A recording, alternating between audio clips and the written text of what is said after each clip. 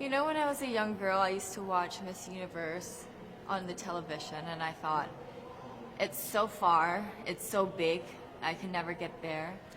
But to actually be here right now, knowing that in just a couple of days I'll be on that stage, whew, I'm just so incredibly happy, and to be representing for my home country, Thailand. I'm in awe, I'm in shock, and it's the best feeling in the world. I'm so blessed to be here. And I cannot wait to be on that stage and really perform and make my country proud. Well, first of all, congratulations. How does it feel to be here? Thank you. It feels amazing. I cannot believe that I'm here. You know, with the COVID situation, I'm so glad that we're all here and that there's so many girls that are able to be a part of this competition. And what it makes me realize is that the world isn't that big. When you see all the girls in the auditorium together from different countries, and everyone is so nice and so lovely, they're so warm, and I can't wait to get to know everyone. And also it's so unique to see that everyone was born into such different cultures, different languages, but we're all here together to tell our stories. And tell me about your journey, your road to getting here, you know. Just I know you obviously was Thailand, but the physical journey to get here, did you just hop on a plane and get here, and it was that easy or no? Oh my goodness. Well, Thailand is very far away. That's one thing. And I really had to, it wasn't a struggle to get the visa, but it was a long process. And when I got the visa, I was very excited. But the journey here, the physical journey, if you can believe it, it was more than 30 hours. All the way from Thailand, yes. So I had to make a stop at Istanbul, and the layover was 8 hours there. Oh my goodness. But it was so amazing. I'm so blessed that some of my teams were able to come with me as well, my national directors. So they were there to keep me company, making sure that I'm okay, and, you know, giving all the support. And in a world of COVID where you can't have family and friends, you know, come with you potentially, Yes. How important is that support here on the ground? How important is it to know that, you know, people at home are behind you? Oh my, it's absolutely everything. Knowing that you've got that support, it is the motivation that keeps me going every day. Every time I see a message online and they're saying that they're supporting Thailand, and you know, it's so nice to see the nation coming together to support their candidate, to support their representative, and it's just how a country thrives. Because we cannot thrive alone, we have to move forward together. Yeah. So I believe, though, that there are some super fans that did make it here. Can you tell me about those super fans that are just out there? Oh, they are so amazing. Every time I come down, they would be screaming, Thailand, Thailand, Thailand. We came down here at 7:30 in the morning and they're already there. I think they're camping out there. But they've been so supportive, and I actually know quite a few of them. Some of them are big YouTubers in Thailand and flew all the way here just for the competition. But you know, pageantry is so big in my home country, and it's almost like a national sport. So the whole country gets behind it. They're very supportive, you know, and they're just right behind you. And I just want to say thank you to them for being here. I know that not a lot of people were able to be here, but I want to say thank you, because every time I walk down and I hear Thailand, it makes me smile. It puts a smile on my face, and it makes me want to make my day better. I want to go better, and I want to go in with 100% to do whatever it takes. Wonderful.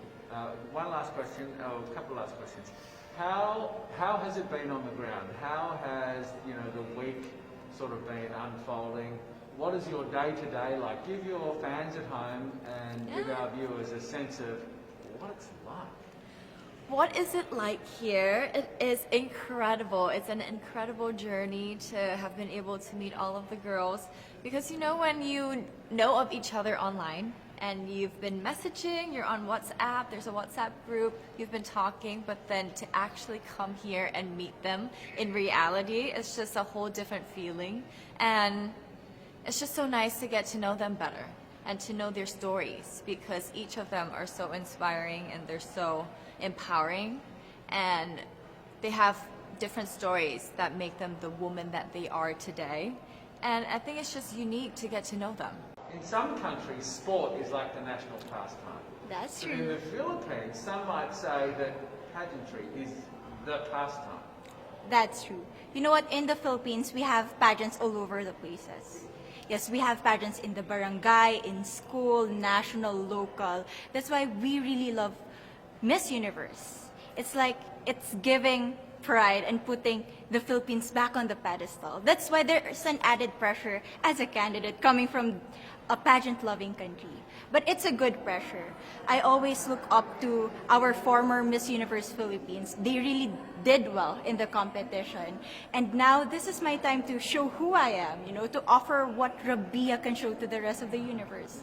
So I'm very happy, and at the same time, I'm excited to make all my kababayans proud, and hopefully I do. Why do you think it is that the Philippines love pageants? They have appreciation for beauty. We do love pageant because we used to think that we wanted to be included in the world, I have to be honest, in the Philippines, my skin color used to be not the standard of beauty. I was obsessed whitening my skin because these are the kinds of beauty queen we see on the mainstream. But things were different now. That's why I'm very proud to be a morena. In the Philippines, we call it morena. It's brown skin girl. And to be able to represent, my color, my identity as a true Filipina. Tell me about your journey to being crowned Miss Philippines. In a world that, in a country I should say, that loves pageants. That must have been a very intense process. Tell me about, your journey to being Miss Philippines. Well, my journey was crazy. You know what? I started to be a dark horse. Nobody noticed me. Nobody knows I was in the competition up until the preliminary and the coronation night. And when I won, I received different comments. Of course, there were people who didn't expect me to do well, who think that I cheated. That's why I need to redeem myself in Miss Universe. I really need to do well in this competition. And the thing is, I love pressure. I love criticism. I get better every day with that. You tell me I cannot do that, I turn to you and I'm going to say that, no, I can do it for myself. Good for you. So how does it feel then to be on the global stage? How do you feel to be here in this moment, right now? It's crazy, but I'm overwhelmed with the support, not just from the Filipino community, but also from Thailand, Latin countries who do appreciate me as a candidate, as a person.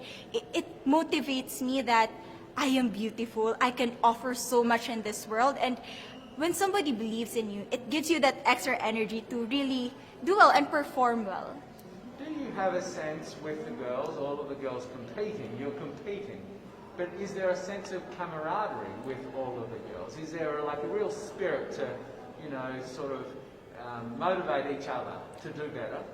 You know what? I have a different idea about Miss Universe. I thought it's going to be very competitive, in a healthy way, well, of course. But now I can see every girl helping each other, from fixing those hairs, from trying to zip up those outfits. It speaks of the closeness and the kind of camaraderie that we want to have. The goal of Miss Universe is not just to crown one girl, but also to build a genuine and long-lasting friendships among us. Would you say within the Miss Universe world, the contestants, is there a sisterhood? Are you sisters? There is sisterhood. I can say I was able to talk to different representatives from different backgrounds, different cultures. And despite our differences, there's so much to be highlighted in what binds us together. And that is because we want to empower women. We want to have our advocacies. We want to speak for the things that we love. And that's a celebration of women and the beauty that we have. So coming out of this week, obviously you would love to be crowned Miss Universe. Of course. And that would be wonderful, of course, for any of you. But what else will you take out of this week? What do you think you'll feel at the end of this week, regardless of the result? How will you be a different person? It's it's the growth and the development that I was able to have during preparing for this journey.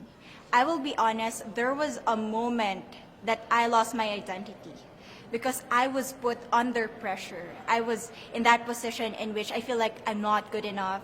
I'm not a good representative of my country, but I was able to bounce back stronger. And if I was able to do that for Miss Universe, I will be able to do that in life. That is my greatest takeaway from Miss Universe. Okay, so the Philippines have a huge amount of fans. Yes. I want you to give us a little bit of a message to the fans here and at home. But send a message. What would you say to all the fans in the Philippines? To all my fans from the Philippines and from all over the world, maraming salamat po. Thank you so much for loving me and for believing in me. It means a lot to somebody who is so naive in this industry, who has no idea how to become a beauty queen on the first day of my journey. But because of your love and support, I was able to be the woman that I am today.